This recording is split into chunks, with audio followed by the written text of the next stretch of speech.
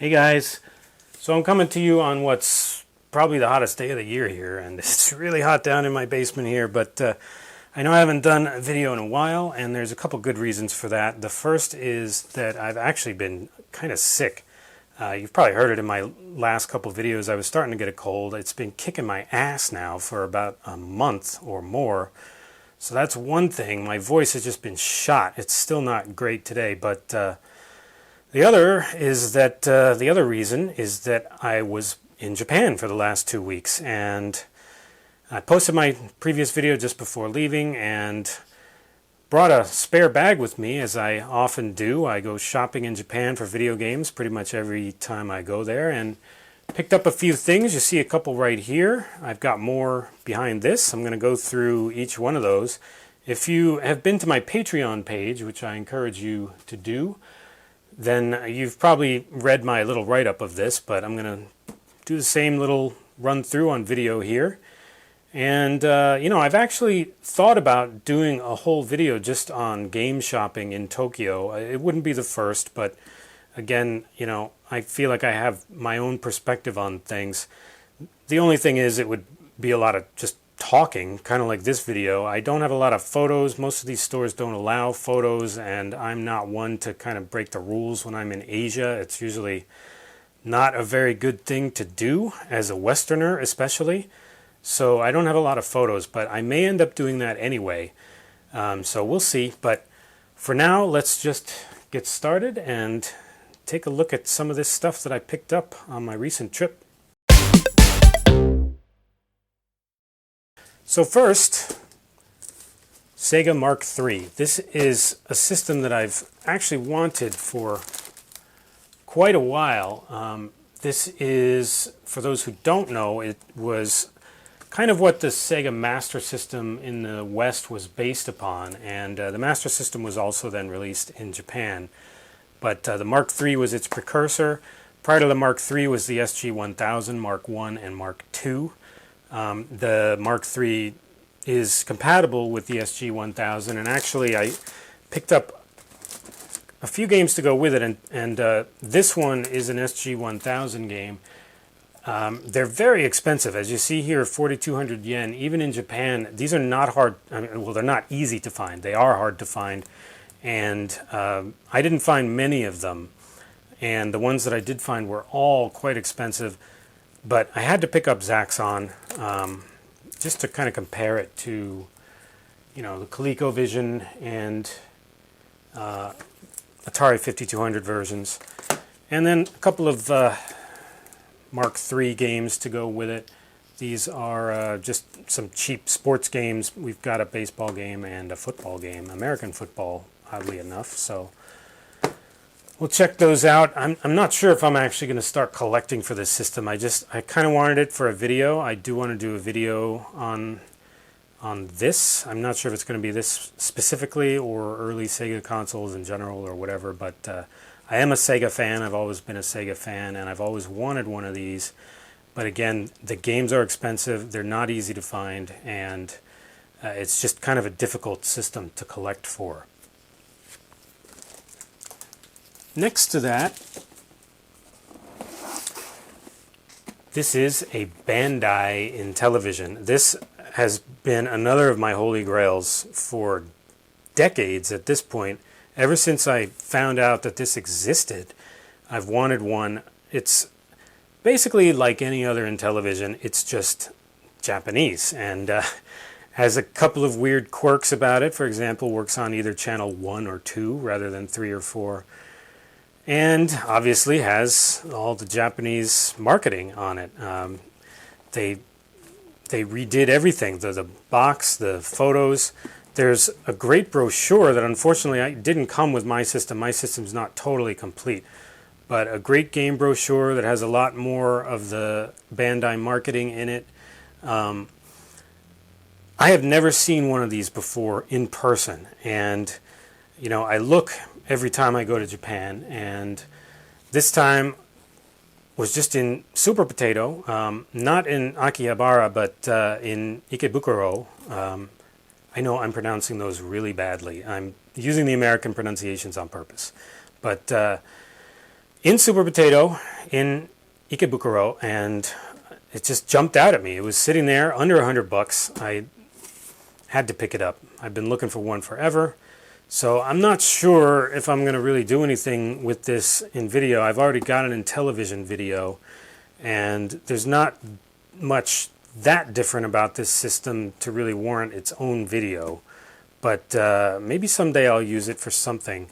I just love having it. I grew up with the In Television. It was my first ever system, and I'm at the point now where I'm collecting variants. So, but this is one of the rarer variants, and one that I've always wanted. So happy to have that. Next up, we have my instant PSP collection, including PSP itself. The PSP was one of those systems that I just kind of missed. I wanted one when it came out, but not enough to go out and buy it on launch day, and then as time went on, I just kind of forgot about it. But the PSP was huge in Japan, as is the PS Vita, believe it or not. PS Vita still dominates sales floors in video game stores. And the PSP, I mean, you walk into any used game stores, there are literally dozens of PSPs hanging in plastic baggies all over the place, and some in boxes. I wanted one in a box, and I didn't want the standard kind of black, which most of them are even in Japan. So this is a PSP 2000 in Felicia Blue. It is it's the best kind of non-black one that I found, and it wasn't expensive at all. I think it was about $50. But I mean, the PSP was so popular in Japan, you can even still buy brand new cases. I bought this at Yodobashi Camera, just so I could take it on the plane. It was like 700 yen. And here's the PSP itself. It's pretty dirty, but that's just me. It's in basically perfect condition, and been playing through some of the games I got, and I love it. I bought this really to do a video on using the PSP as a retro game system. It's actually one of the best emulation systems out there, and I'm going to show you how to do that and all the different stuff you can play on it at in a later video. So watch for that. But these games, it's a lot of games here, you see. This is actually, I mean, I do have a few systems that I have a lot of games for. Mostly I collect systems, and then there's a couple systems that I collect games for as well. But this is actually probably the fourth or fifth biggest game collection that I have for any system, and I got it all in one shot pretty much, or over 1 week. A lot of these came out of a lucky pack from one store. I shot a video just of that, and I may still post that. I'm not sure. I don't know if it's interesting enough. I don't know if this is interesting enough, but a lot of these were, it was 1,998 yen, which is about $18 for 25 games. And that's where a lot of these came from. A lot of them I can't play because there's just too much Japanese text. This is something else. I'll talk about this in a minute. But yeah, I then went back and individually bought, some stuff I knew I could actually play. Wanga Midnight, Grand Theft Auto Vice City, Jet to Go, a bunch of these. I mean, this was 93 yen, Minano Golf, which is Hot Shots Golf in the U.S. And I ended up with two of Project Diva Extend because I had bought one before, forgot which one, and saw it again in another store for like 200 yen, and ended up buying both of them because I just didn't remember which one I already had, and it was like $1 something. So these games, I mean, PSP games, some of them are still a little expensive, and some of them are getting collectible. For example, Densha Dego, which is it's a series that I love, and I wanted to get the PSP version of the game, but it's even in Japan, it's like $100. But most of these, even the ones that I bought separately, were 500 yen or less, which is like $4. So, yeah, I mean, this is, if you're going to get into a system now, the PSP is just, I mean, it's a fantastic system to begin with. And then the games right now are ridiculously cheap, whether in the US or Japan. Plus, it plays, pretty much every retro system under the sun. So, yeah, very happy with this. And all told, for everything, including the PSP, I probably spent $100. So, not a bad deal. Lastly, in terms of video games, this has been one of my holy grails forever, just like the Bandai In Television. I have never seen this before, and finally saw this one. I'm not going to do a close-up because, if you can read this price tag, more power to you, but I don't want to brag about what I paid for this. It was expensive, but again, I've been looking for this since it came out, basically. And, I am a Treasure fan. I definitely don't have 100% of their games, but I have probably 80 to 90% of their games across systems, including, I'll just say that I bought a Nintendo 64 just to play Sin and Punishment. So, yeah, that's how much of a Treasure fan I am, and I've been looking for this, never seen it before. Wouldn't you know, on this trip I saw 4 copies of this game. This was the best one. Again, I found this at Super Potato. This one in Akihabara, I don't know if I said before, I found the In Television at the one in Ikebukuro. But yeah, they had a couple copies of this at this particular location. This was the best one. Has the obi, has the instructions in good condition, and yeah, I haven't taken it out of the package, but I will. I will be playing this, and I'll be doing a video on the Sega Saturn at some point, and I'm sure you'll see me playing it at that point. And just some bonus stuff here. I'm going to show you just a couple of cool little things that I picked up while I was in Japan. Not necessarily gaming related, although this is. This is also from Super Potato, and you can see 300 yen.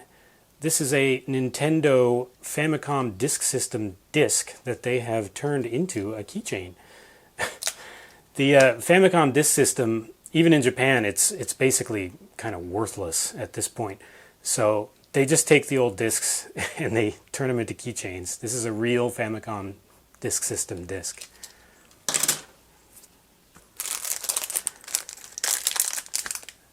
This is a sushi keychain. Keychains are a theme here. From the dollar store. They sell a lot of different varieties of this. I actually got a couple. And hopefully this is in focus for you. But very detailed. Handmade from the dollar store. If you've never had black sesame as a flavoring, you've got to try it. If you have a Japanese restaurant near you, they might have some sort of black sesame dessert. Try it.